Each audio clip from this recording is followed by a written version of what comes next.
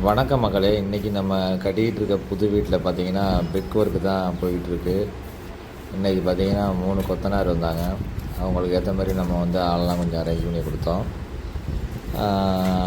கொத்தனார் வந்து பார்த்துட்டு இருந்தாங்க. அப்புறம் பார்த்திங்கன்னா இடையில 3 அடியில் சில்க் காங்கிரீட் போடலாம் அப்படின்னு சொல்லிட்டு நம்ம ஏற்கனவே சொல்லியிருந்தோம். ஆனால் இப்போ வந்து சில்க் காங்கிரீட் போடுறதுக்கு பார்த்திங்கன்னா பிட்டர்லாம் வந்து கொஞ்சம் பிஸியாக இருக்கிறதுனால இவங்க கொத்தனாரே வந்து நம்ம கல் குத்தி காங்கிரீட் போட சொல்லியாச்சு.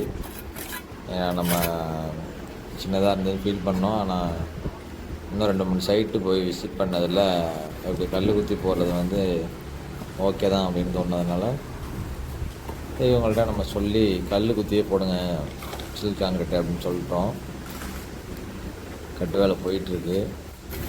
வேலை போயிட்டுருக்கு. கொத்தனார் பார்த்திங்கன்னா நம்ம எங்கெங்கே என்னென்ன கேட்டோம் அப்படிங்கிறத மட்டும் ஃபஸ்ட்டு வரி கொடுத்துட்டாரு. இன்னும் 2 கொத்தனார் வந்து அவங்க வந்து அதை அப்படியே கட்ட ஆரம்பிச்சிட்டாங்க.